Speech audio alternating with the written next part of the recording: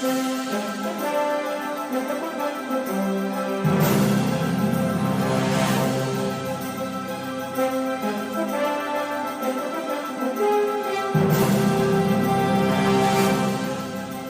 hello again and welcome to another episode of the Hyperion Adventures Podcast. I'm Tom. As always, I'm with my gorgeous, wonderful, intelligent, extremely hardworking Disney landscape-loving wife and co-host, Michelle. That is true about landscape-loving. Thank you, honey. Hi, everybody.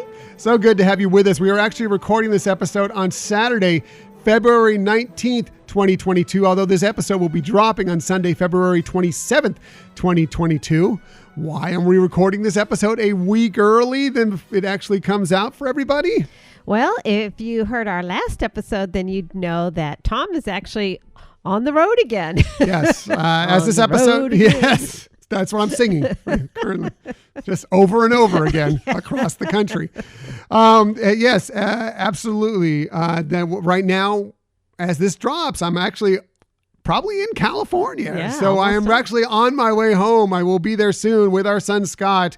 But we are out of town, so we couldn't record it. But we wanted to give you a new show. So we're recording it a week early. Right. And we have some, hopefully a fun topic today. Yeah, I think it's a great topic. And Michelle always has the best topics and she has the best research. And so this is going to be very interesting today. Thank you for joining us today. In the future, you can find us most everywhere you get podcasts.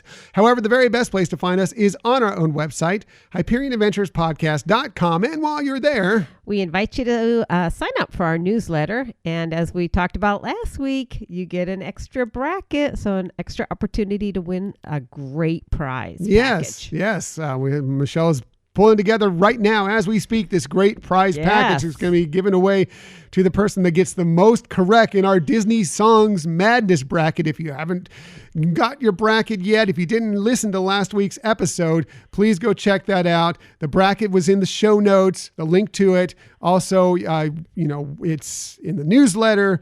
It's through Patreon. It's on social media. It's everywhere. We're peppering it out there so you can enter in because you are the people who decide who wins that bracket. Right. And you'll be the people who actually do win if you are lucky enough to pick all the right selections. That's right. So, sign up for the newsletter. You get an extra chance. And as we'll mention in a moment here, if you're a Patreon member, you even get another chance. Mm-hmm. So definitely check that all out. If you want to find us on social media, we're on Twitter at Hyperion Podcast, Facebook, Instagram, and Pinterest at Hyperion Adventures Podcast. If you are on Facebook, come on over and join us for some good, positive Disney energy fun on our Hyperion Adventurers Facebook group. Best group ever. Best group ever. Definitely is. We have so much fun on that group. Yes. Just sharing Disney fun and whatever's going on in your life, whatever your favorite thing is, whatever you're happy about, as long as it's positive fun, we're all for it there on that Facebook group. So come on over and join us. Also, we are on YouTube. If you want to find us there, just do a quick search for Hyperion Adventures Podcast. Hit subscribe. You'll know whenever we have a video. And if you ever want to contact us for any reason, including to send back that bracket, hit us up at our Gmail account, HyperionAdventuresPodcast@gmail.com. Right. And as we say always, we love hearing from you, whether you're just saying hi or have a question. Mm-hmm, for sure.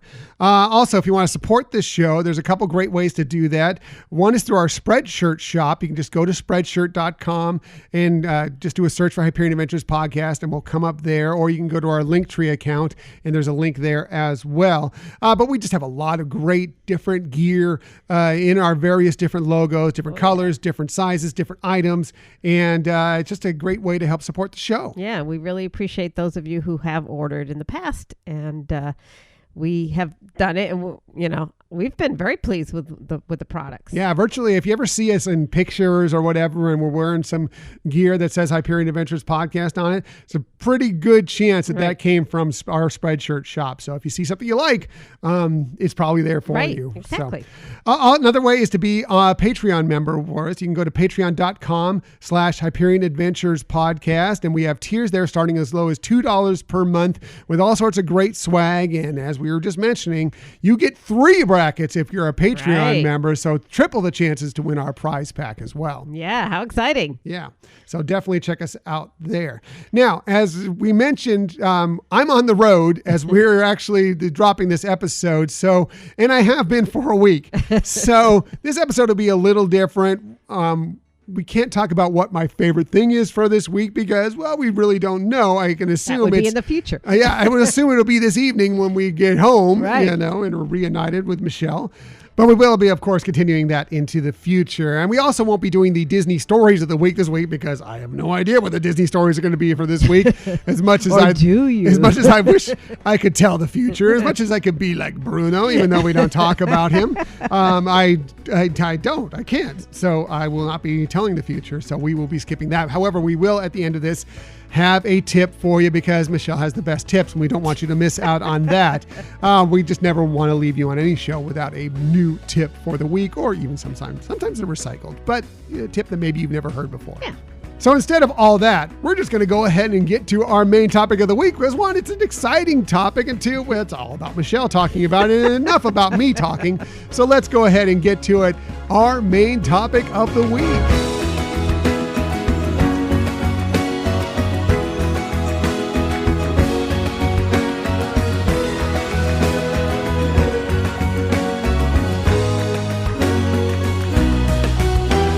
So yes, for this week's main topic, Michelle was she said, I really love the way Disney creates its magic, and we should do a series talking about creating Disney magic, how they do this, why it's so special when we go to the Disney parks, when we go on Disney Cruise Line, whatever it may be. And so Michelle decided, let's put together this series, and this is the first one I want to do. So Michelle, what are we doing for the first episode of our series on creating Disney magic? Okay, well, I was thinking that since we're getting close to the start of Epcot's International Flower and Garden Festival for this year, why don't we start our series out talking about landscaping and how gardening and horticulture and landscape planning really plays an important role in how the magic comes to us at Disney parks. Awesome. I can't wait to hear all about this because it can be taken for granted. You walk around the parks and you think, oh, that looks lovely or whatever, but you don't think necessarily about all the people that put that together and the thought process that goes into it. Right, exactly. And, what better way to, really highlight it is, Epcot's International Flower and Garden Festival, which, has that tradition of really, emphasizing some of the unique types of landscaping, gardening, and horticulture that they provide. Yeah, for sure. So yeah, tell us all about it, Michelle. Okay. The other thing I kind of, from a personal experience want to share that Flower and Garden was always a very personal favorite festival for myself that I got to share many, many years in a row with my mother. We a lot of times we tried to plan it to go for Mother's Day weekend as well. So it holds a special place for me. But, just the idea of gardening and landscaping has been very intriguing to me. So, but I really wanted to start out by one of the landscape architecture studio executives at Walt Disney. Her name's Jennifer Mock. And how she described her role is she said, "We build worlds. Our designs have to be complete. It has to be immersive. It's putting the magic into that experience for the guests." So I thought that really captured, what their purpose is and what they're trying to do. And let's face it, they're super successful at that. Oh, definitely. So. Absolutely. The parks are always gorgeous. Right. And it does something for you. It's not just an aside that it's there. So they tell a story just through their landscape, for sure. You got it. Mm-hmm. So you're right there on the edge of some really important things. Ooh. But, let's start first, kind of the history of how this became important to the parks. And, as with any big business, it starts at the top, right? And so Walt Disney himself really noted and saw the importance of gardening and landscaping for his venture of Disneyland. He actually found a lot of inspiration when he and his wife Lillian would go travel, and especially in Europe. He loved a lot of the gardens there. But more purposefully, he saw that it was an important part of the stage or the set, because, from his mindset of working in Hollywood, it's all about storytelling and how to support that. So, Walt's view of the park layout and its flow was rooted, get it? Let's see what you did there. In the movie industry. So, as I mentioned, it was part of the story being told. And so the set has to support that story, just like when you're looking at a movie set or if you're in a play or anything like that. And the other thing he noticed when he went to other theme parks that were on at that time, he actually saw there was it felt uncomfortable, like they were vying for attention. You might have an area that's like the Wild Wild West competing with a circus themed area. And so he felt like it didn't have that continuity feel that makes a guest feel happy about being at a location. And so that's why flow and using landscape to help that with transitioning was important. And it was pretty, I think, brilliant to realize that, to actually, go in and have that comparison and say, this is important. Yeah. And more importantly, that it doesn't stand out. Like, you don't notice the transition necessarily when you're going from a land to a different land. There is some sort of gradual thing that goes on, or there's sometimes it's through a cave or through a castle or whatever, where it just kind of, it can flow, but you don't notice the change until you're there, but it doesn't seem abrupt in any stretch of the imagination. Right. Yeah. Yeah. And it's kind of like supporting the next story. Exactly. Yeah. Yeah. But, as with any new venture, there's challenges. Things aren't always easy, and, obviously at the beginning, first time opening Disneyland, there were tight budgets and definitely time constraints. I mean, if you think about it, from groundbreaking to opening was 1 year of converting this orange grove into a magic kingdom. So let's talk about time constraints. But there was actually a funny story with landscaping that I ran across in my research. And, as I mentioned, it was orange groves. And so the landscape architects had decided which orange trees they were going to keep and which ones they were going to get rid of. And so they tagged them. And the ones they wanted to keep had like red tags on them. And the ones that they, wanted to be removed had green tags. And who would have ever guessed that the bulldoze operator was colorblind? Oh, no. So I didn't get to hear too much of, how they resolved that. But, I thought that was pretty hilarious that took place. Oh, boy.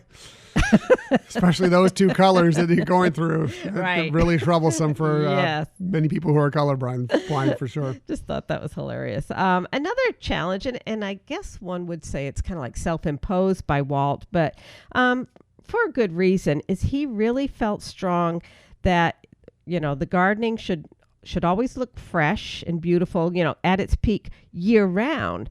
So, thinking Southern California, he was looking at different, contrasts in the weather, and that he wanted to make sure that no matter what season, that it did look really beautiful. So that really required some meticulous planning for the people who were designing the park and how they would be able to do that. Yeah, I mean, it's if you've never watched like what is it, Designing Disney or whatever on Disney Plus, or sometimes they've shown it on ABC or Disney Channel or whatever else, Freeform. They're pretty amazing. You see where they have these greenhouses and some other things that just kind of keep a lot of these different plants and flowers and topiaries and everything else to keep them and ready to go and as they need them throughout the year. Right. You need to be mindful of the seasons. Like the poinsettia plant. I can never say that. Poinsettia. They're beautiful in the holiday times, so it's not something that you would want to necessarily experience in the summertime. Right. So how are you going to incorporate change? Unless you're our son Scott, who is like, it's Christmas all year round. That's true. Yes. Christmas land. Yes. So now the person most credited for the Disneyland gardens and landscape design actually was a third generation horticulturist. His name was Morgan, but he went by Bill Evans, and his brother Jack, and they landscaped the grounds for Walt Disney's Holmby Home, and that's the one that had the train. Mm-hmm.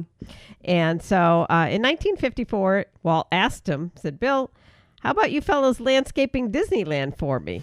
Now, again, he asked them that in 1954, and Disneyland opened in 1955. So again, not a lot of time there for planning how to do the landscape architect of new park. Right. Very little time for planning, and not as big a budget as you might think at that point for, in the budget now for landscaping is huge, but what the budget was for landscaping when you're trying to get Disneyland open, a bit tight. Right. And not having a lot of other theme parks to maybe draw inspiration from. But anyways, they obviously were successful, but kind of the way they did this, they actually salvaged some trees from construction areas. There was a post-war construction boom. And so as they were building freeways and developing suburban locations, as they were, going to remove trees anyways, these guys are like, "Oh, we'll take them," And so that, was one way to, I guess, be very budget conscientious of it, I think people are going to try and demolish or get thrown away anyways or whatever. We'll take them. Yeah. Plus, think about it, saving trees. That's awesome. For sure. They did create an on-site nursery, and they were looking for trees that were suited for the Anaheim climate, but that could communicate or be appropriate for sets that included, like the Mississippi River in New Orleans or African jungle or some things that you'd find in Fantasyland. So again, very detailed, conscientious thinking of how are the plants that will grow here that normally grow in a different climate still look the same. Right. And you want them to fit. You don't want a Christmas tree in the middle of necessarily the Jungle Cruise, unless it's the Jingle Cruise, of course. But other than that, usually it wouldn't quite fit in to have a pine tree in the middle of a jungle. Right, exactly. So, let's face it. Bill Evans was definitely a great storyteller. He knew how to create using this medium for storytelling and was very successful. And in fact, the company even sought him out when they were developing Walt Disney World so that he could have some input into that as well. But before we go into anything further, I think there was actually kind of an ingenious, funny, budget conscientious story about the Jungle Cruise that we heard on a tour that I think you might want to tell us about. Are you talking about the Orange Grove trees? Yeah. So they, as we mentioned already, they were looking to get rid of a lot of these Orange Grove trees that were there because of the fact that, look, we need to clear the space. And meanwhile, they're trying to build up the Jungle Cruise. And look, when they did the Jungle Cruise at Walt Disney World, they had a huge budget. They're like, just throw it all out there. We can pay for it all because Disneyland was already a success for years. Disneyland, they had no idea for sure this was going to work. Of course, Walt believed it was going to be work and was going to hit. But Roy was, look, we can spend, but we can't go crazy with this thing. Yet they still have to, in the middle of what is, if you know Southern California, it's more of a desert than a lush tropical place. So to fill out this tropical area, they had to come up with all these different plants, and they're taking out these orange trees, and they're like, well, what can we do with them? How can we add them in? And they looked at them and said, you know what?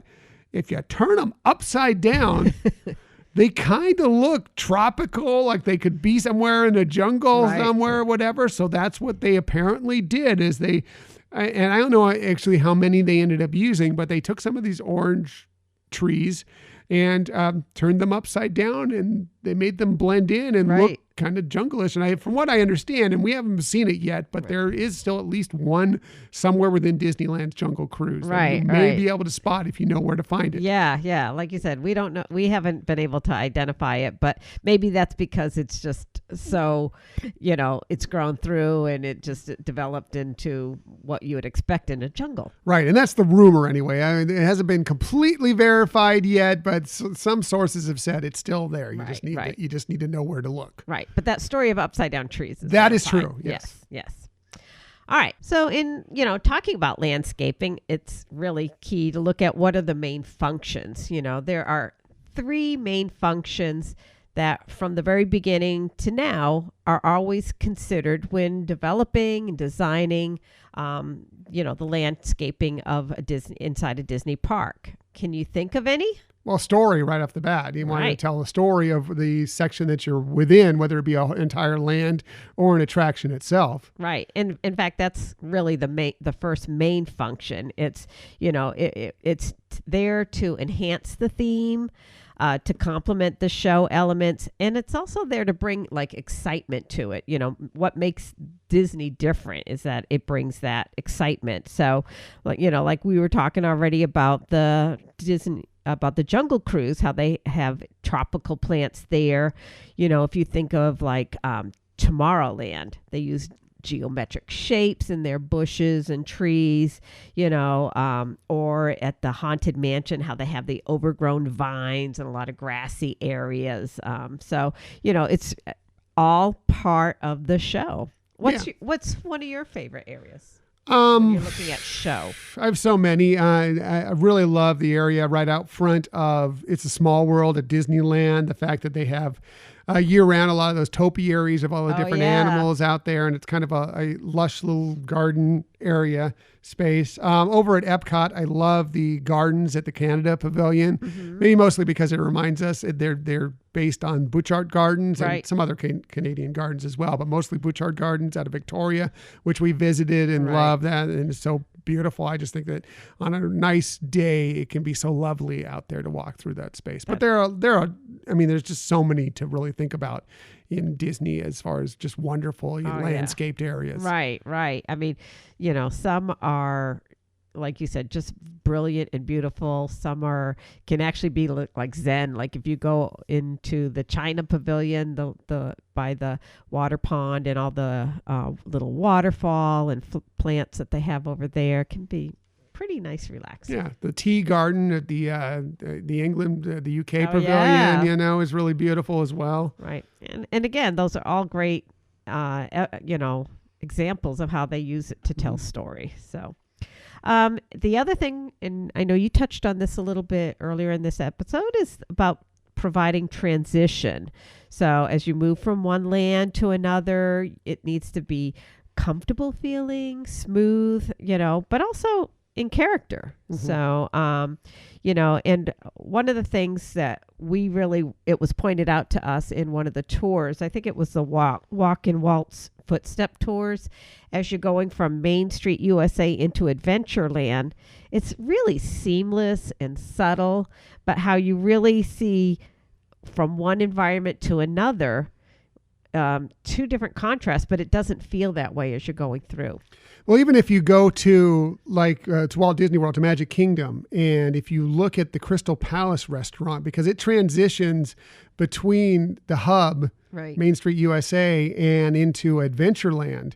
And if you look at the two different sides of it, they look slightly different because you're transitioning even within that restaurant, the outside of that restaurant. Right. But it's just so unique, but that's, where landscaping is really helping support that. And the third, is more of a practical reason for the landscaping, and that is like screening, whether it is covering up some of the things that we don't want to necessarily think about when we're in a park, whether it's mechanical equipment behind there or cast member area or whatever, or it may be a way to try to divert your eyes from something else that's going on. That's another major function that they use landscaping for. And I have to admit, I think Disneyland has always done an impressive use of screening, like when Galaxy's Edge was about to open and it hadn't opened yet, that you weren't seeing construction going on really. They did use all aspects of landscaping, so whether it be plants, trees, bridges, everything that they could, so it still kept it to be much a mystery. You knew things were going on there, but it really, you weren't seeing, it being built. Right. Especially in Disney, Walt Disney World, the Disney Hollywood Studios, you didn't see it really much at all.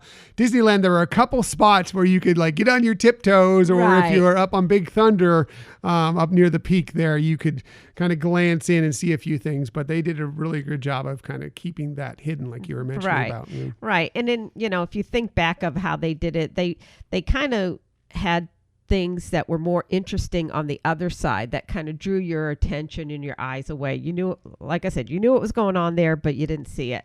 And the other thing with Disneyland being really small, that it's not uncommon that there might actually be like, machinery or air conditioning units or something right there by the attraction, but landscaping is creatively done to hide that. Mm-hmm. Yeah. So very, very impressive how they do even just hide little elements of the attraction itself. Yeah. Right. So, yeah. So how does this magic happen? Like, if there's going to be a new attraction or a restaurant, that was something that I found, intriguing. So fortunately, I was able to find some really good information. I have a scoop that was actually explained by Jeff Morosky of Disney Imagineering Landscape Architect Design Studio Executive. He was actually interviewed by his alma mater, Ohio State University, and he really shared some insight of how this starts in planning. And he said, so first of all, he's responsible for Disney theme parks and resorts worldwide, including retail, dining, and entertainment districts. He directed the design and development of notable and award-winning projects, including Anaheim's Downtown Disney, Hawaii's Aulani, Hong Kong Disneyland, and Disney's Animal Kingdom Lodge. And those are pretty impressive things to have on your resume that you were involved in designing. Yeah, just one of those things on your resume is pretty good. I know, right? All of those, yeah, that's great. So here's what he had to say. He said, landscape architecture plays a defining role within the Disney's theme park resort environments. One of the many distinguishing attributes of Disney parks and resort is the quality of our outdoor environment, or what they call area development. And that's, what Imagineers call it, area development. And he said that begins with a particular story being told. So again, how we said the foundations of landscaping starts with story. And he said, so it's essential to create an environment that is reminiscent of the time and place where that story is being told. And he said it goes along with those main pillars of theming and supporting the story. Oh, yeah. Yeah. It makes total sense that that would be the most important thing for sure. Right. So then he goes on to say that once the project storyline is agreed upon and the architect team gets together to design this area development, they look at what are the most feasible designs based on the intent, functionality, sustainability now, and value.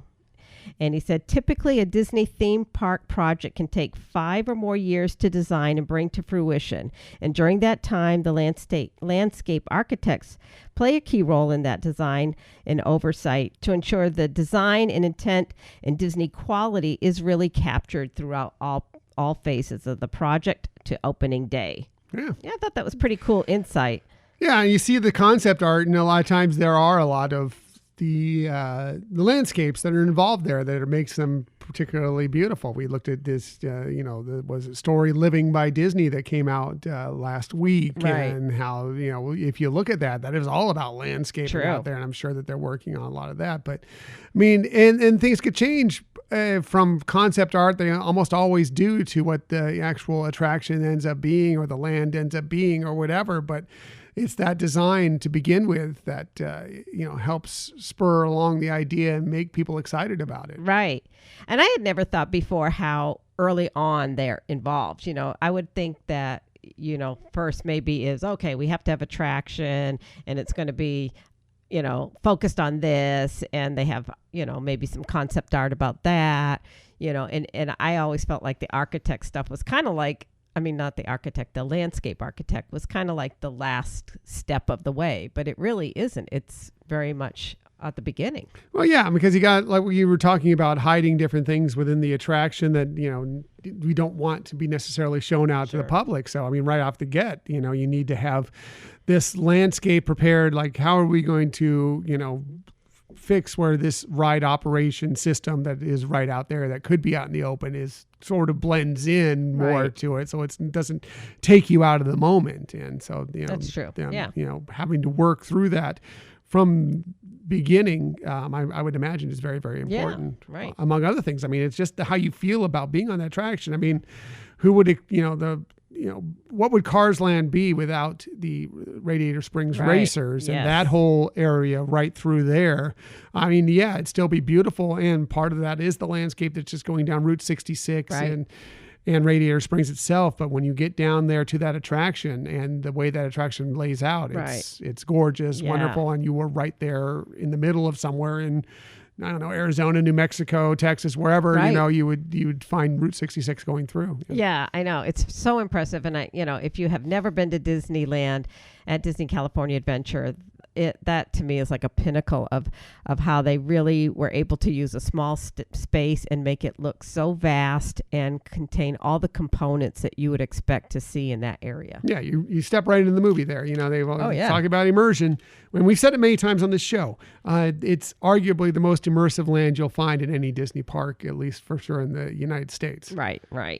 That is for sure. So one of the things that I didn't hear Jeff in his interview talk about really is the research that they have to do when they're developing a new concept. So again, whether it's a ride or if it's to support a restaurant or something like that. And it is amazing how much they do have to actually research before developing what they're going to actually lay out there. Yeah. And as we've been talking about with Radiator Springs, I think we do have a little bit of sound that shares kind of some of the research, at least touches on the research that they do for that area of the park. In Cars Land, we have over 450 specimen trees and cactus.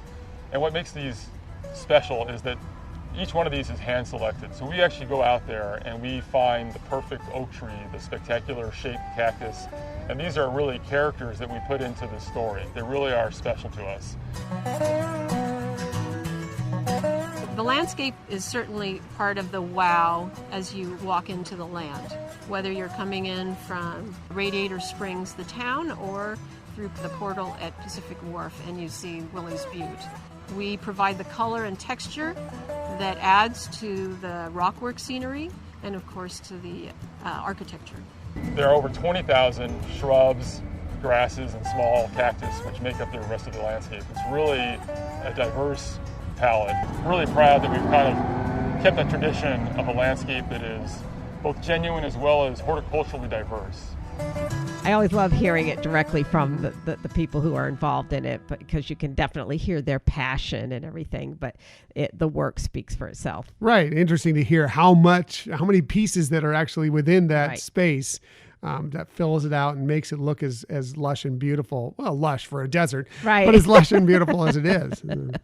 Well, it's interesting that over in Disneyland Paris, and we'll be talking more about that this year because of their anniversary, but they're actually developing the Cars Road Trip project there. And their landscape architect, Julia Milichaud, I think is her name, Milichaud.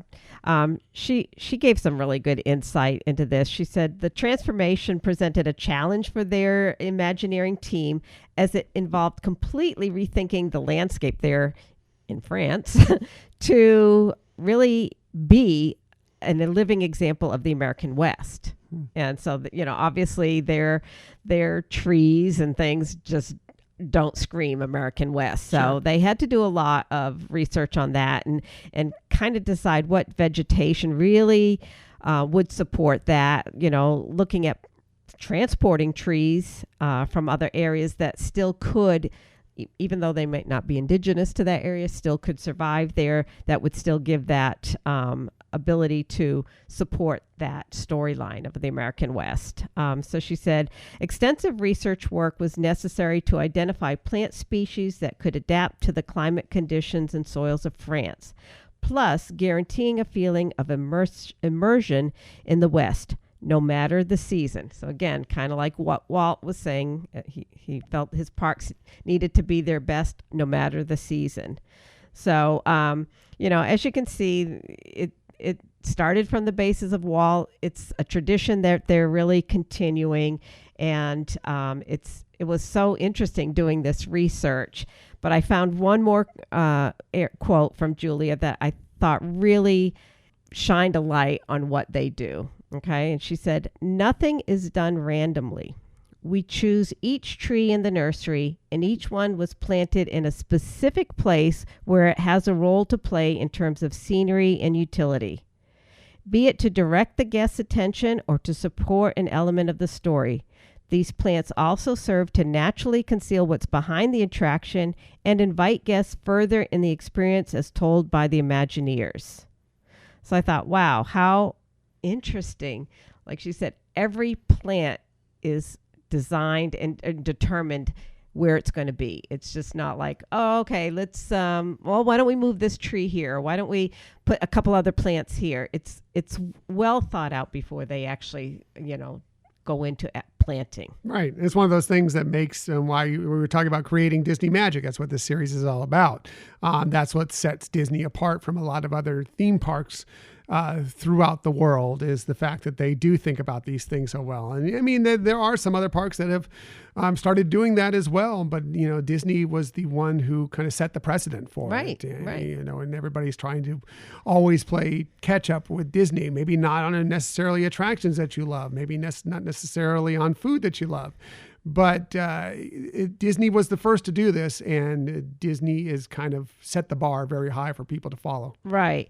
But it is still amazing that from back in 1955, how he so solidly saw the importance of this, to the point where it is to this day still those main functions of landscaping that Walt brought to their attention is still what uses them, the Imagineers, and guides them in what they do on their jobs every day. Mm-hmm. And now we're getting into the time of year where it really gets it gets showcased subtly every single time you visit the parks.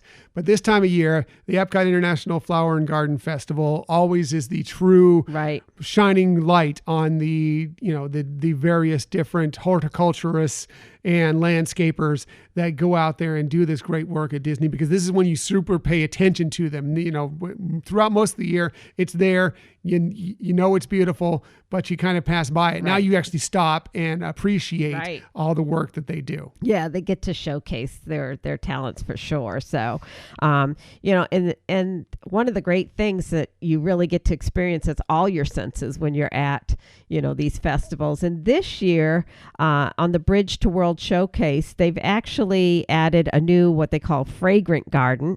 And it says that guests will be invited to follow their nose to 6 scent stations: floral, fruity, citrus, spicy, woods, and fresh, to form a lasting memory to help that with those unforgettable aromas. And if you think about it, our sense of smell and aromas really do link with our memories of things. And so it's cool that they've added this fragrant garden this year to the Flower and Garden Festival. Be interested to check that out and see what that's all about for sure. And flowers, smells of pine trees, whatever. I mean, it's whatever. If you grew up going camping, or if you grew up at the beach, or if it's all part of those memories of what it's like to be there. And even just Disney attractions. How many people buy those candles that smell like the water at the Pirates of the Caribbean, or smell like Rome burning in Spaceship Earth? Because you light those up at your home, and it just kind of brings you a little bit back into Walt Disney World, or wherever you have those wonderful memories. That's right. So now you can go to this new garden, fragrant garden, and create more memories to have. And so, as with all my deep dives, I do like to have at least one fun fact. And I do have one fun fact, actually, that 90% of the horticulture teams work on the third shift beginning at 2 a.m.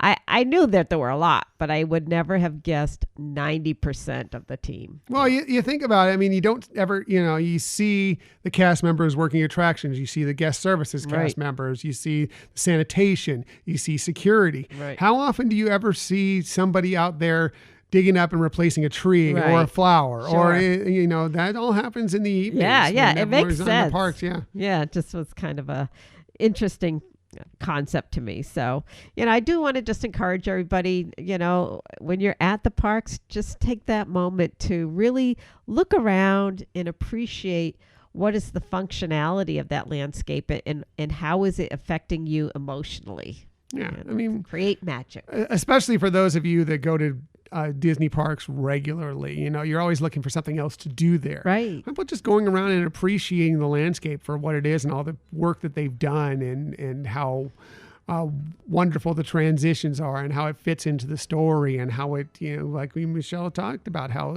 it can kind of distract you from maybe something that stands out as a ride function or whatever it may be. But just go around and check it all out and appreciate it for what it is. Yeah, have another perspective there, enjoying the park. Good point. Thank you. So anyways, that is our look at how landscaping brings the magic. Awesome job, Michelle. Always does the best research. And I know that she's going to do this. It's another series. It's going to be wonderful. The Creating Disney Magic series. Can't wait to hear what the next one's going to be all about. But great job, Michelle. And please go out and check out the landscaping because these people work very hard at, as we just heard, the wee hours of the morning when we are hopefully all asleep to make sure that these parks are beautiful. But maybe you don't even notice how good a job they've done. Right, exactly. That is our look at Creating Disney Magic, Disney Parks Landscape.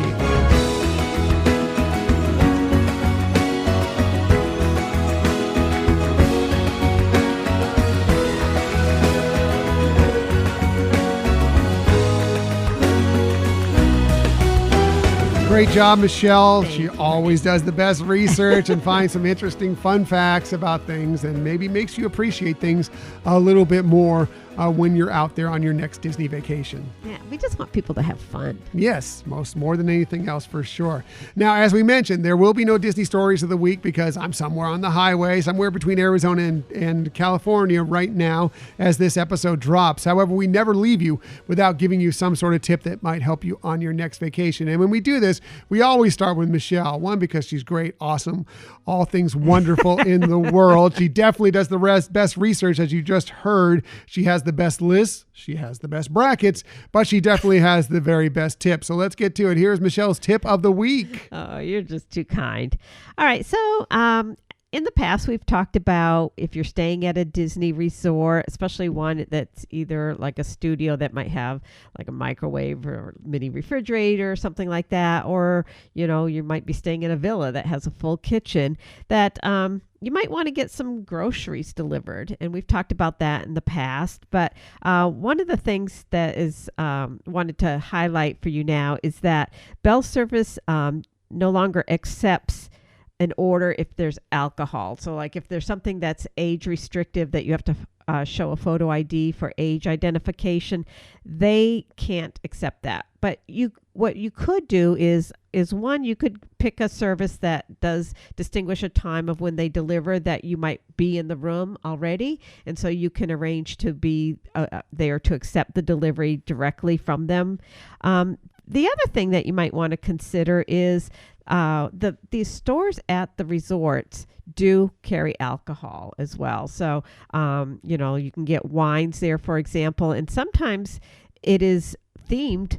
You might find a bottle or two that are themed towards what that resort is all about. Like when we're at Animal Kingdom Lodge, we like to pick up some bottles there that are from vineyards in like Africa. Mm-hmm. So, then you get something unique to try out. And I have to say, we've found that their prices are very reasonable. They're definitely competitive to what the grocery delivery services would charge anyways. But you can also get things other than wines. They do carry other types of alcohol at their stores too. So, if you're finding that would be difficult to actually be present for the delivery, then leave out that from your order. Let Bell Service receive the rest of your delivery, because even if it's items that need to be refrigerated, Bell Service will take care of that. And then just consider if you want alcohol to get it at the stores there on Disney resort property. Yeah, we've, like you mentioned, we've bought many bottles of wine because, that's how we roll. Right. At the gift shops, at the various different little stores, especially at the DVC resorts that kind of stock them a little bit better than some of the other resorts because they know DVCs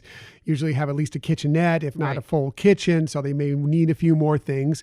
Also at like Fort Wilderness, because of the cabins, people camping, the general store there tends to have a few more things in it, but definitely a variety of alcohol, including a lot of wines. And yeah, it's not at a bad price. Right. I mean, I'm not going to say it's super inexpensive, but it's not that different from if you were just to go to the grocery store or have it delivered and what the pricing you would find for that wine, for that beer, for the other bottles of alcohol. Right. So anyway, so you have that option, but also to be in the know that you just can't have the Bell Service won't. Right. Most importantly, those. they won't be able to take those in and hold those for you. So you'll need to be around for them. Yeah. So Michelle's tip, always the best tip. Thank you. My tip for this week actually has something to do with something we were dealing with today, and that is renewing your Walt Disney World annual pass. Now, right now, you cannot purchase new Walt Disney World annual passes. But you can renew yours if you've already had one when you get within certain dates of your renewal. And so I want to kind of talk about those dates right now. Now, if you have a trip coming up, but it's right after your expiration date, you may want to go ahead and jump on that renewal because you can do it 60 days out from that expiration date, because you won't be able to make park reservations just past that renewal date, that expiration date, if you don't have that renewal. So if you have a trip planned and it's going to fall after that, so you're going to get a pass anyway, go ahead and jump on that 60 days out. Take advantage of that and get it done. Your date won't change. It's not like as soon as you renew, that starts your new expiration date for the next year. Now you only get 10 months or whatever. It still will start when your other pass ends up finishing out. So it still will be 12 months.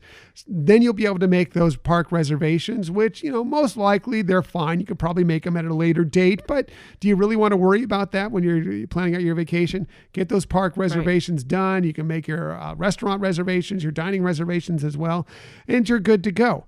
However, if you don't have a trip planned right immediately, and let's just say, I'm waiting for my tax return, which is, we're getting into tax season right now, or I just want to wait for another paycheck or whatever before I pay for another annual pass.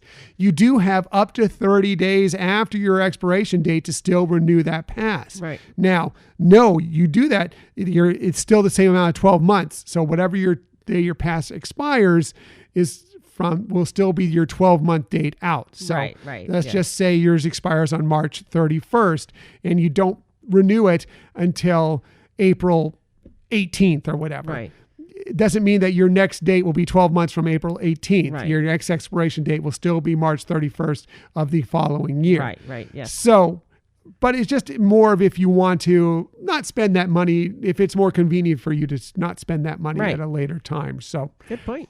So anyway, just to let you know, 60 days before, 30 days after your expiration date, you can still renew your pass within the window somewhere along that line. Very good. Good tip, baby. Thanks. So that's it for this week. Next week, well, I'm not really sure what we're doing next week because we still have some little things to make sure we get set in, but it'll be a fun topic no matter what. Right. So we're trying to get an interview with somebody and work all of our schedules, but we do have a backup. We will have a great topic for you either way. But thank you for joining us today. In the future, you can find us most everywhere you get podcasts. However, the very best place to find us is on our own website, HyperionAdventurespodcast.com. And while you're there, you can sign up for our newsletter. And if you do, you get that extra bracket for an extra chance to win. 2 times for our Hyperion Adventure newsletter, 3 brackets for our Patreon members. So be prepared for that. But yeah, it's just another way to be involved in the Hyperion Adventures podcast world. And we will have a new newsletter going out for you this week, as I should have returned from my journey across the country and back.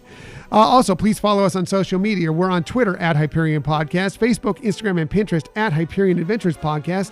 If you are on Facebook, come on over and join us for some good, positive Disney energy fun on our Hyperion Adventurers Facebook group. Yeah, it's super that it's continuing to grow, and it's great to see so many wonderful, positive people, and I love the sharing. Yeah, so much fun in that group, and we hope that you're either a part of it already or will become a part of it very soon.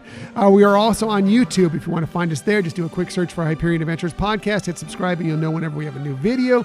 And if you ever want to contact us for any reason or get those brackets in this week for our Disney Songs Madness, hit us up at our Gmail account, HyperionAdventuresPodcast@gmail.com. That's right. And you can just drop us a line sometime. We like that too. Yep. Just say hi. That's always fun for us as well. That's it. Thank you for listening to another episode of the Hyperion Adventures Podcast. We look forward to sharing some time with you again next week. Until that time, I'm Tom. I'm Michelle. And we hope that you have a magical week.